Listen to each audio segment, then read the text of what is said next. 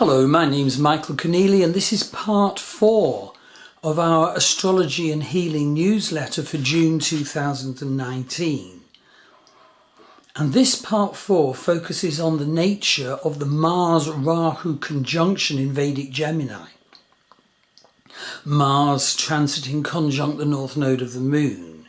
So part 1, have a look at part 1, which was very good advice for handling the difficult, very difficult energies of June 2019, and also identifying certain blessing and compensatory energies and inspirational and intuitive energies that you need to make space for.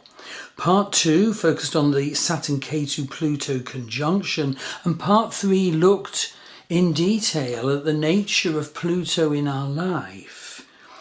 And so this part 4 is Mars and Rahu in Gemini, and part 8 is a very good collection of the charts for every major event in June 2019, and they're included in both Western astrology and Vedic astrology. And part 7 is a really neat summary of the major energy events in June 2019, and it's well worth printing that and sort of posting it up on the wall to give you an idea of what you're navigating through.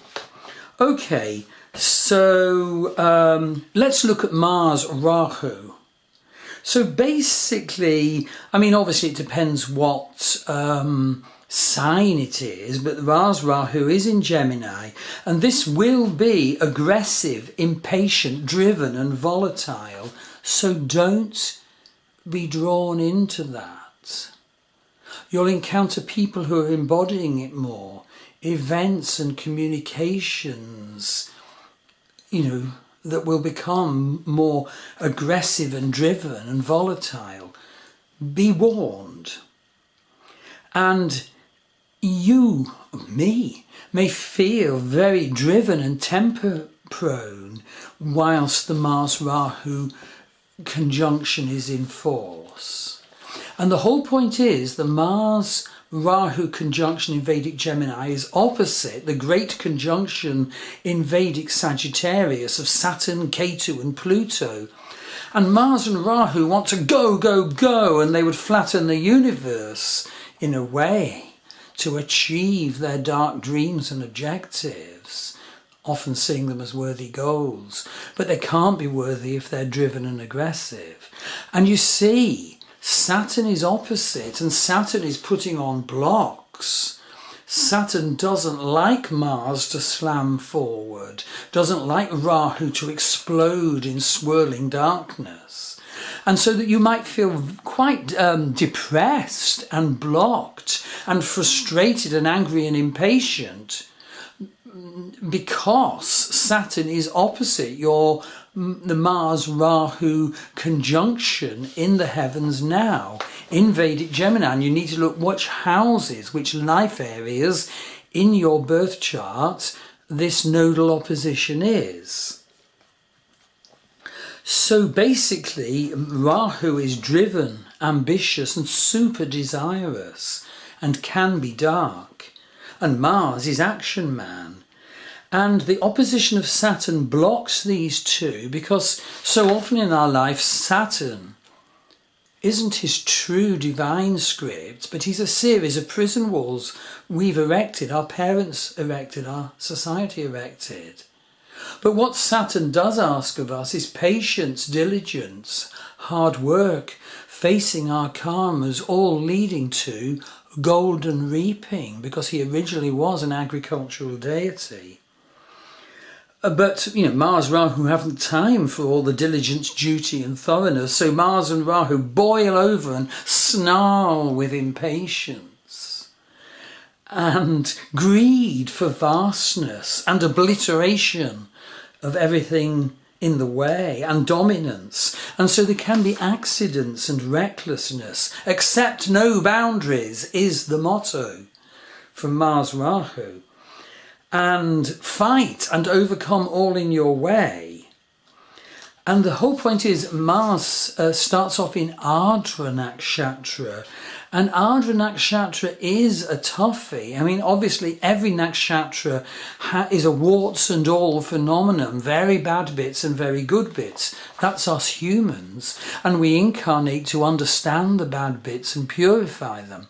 But Ardras can be so tunnel visioned and cruel and stormy. And the deity, the god of Ardra Nakshatra is actually Rudra, the storm god. But of course, the Ardra individual incarnates to purify that so that the storms aren't negative and destructive, but tempestuous uprisings to connection to divine truth, for example. And ideally, the Ardra person wants to purify the tunneled vision, cruelty almost, of disciplinarian Ardra.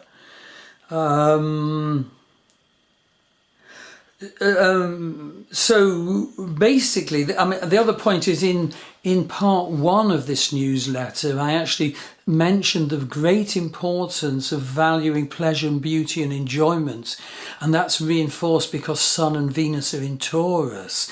And so while all this Mars Rahu stuff is going on and hopefully being dealt with perception by us, forewarned is forearmed, we are also making space for beauty, pleasure, enjoyment.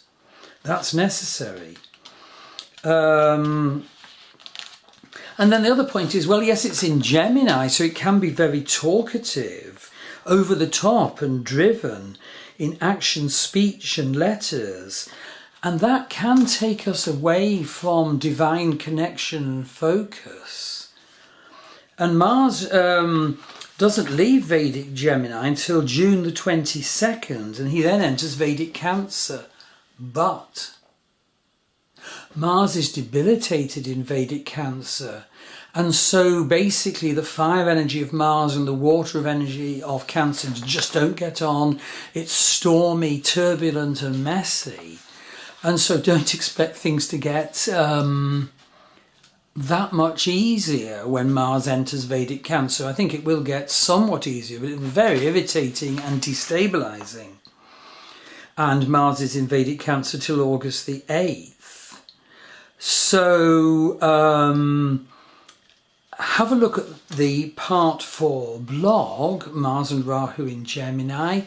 Have a look at the introduction part 1.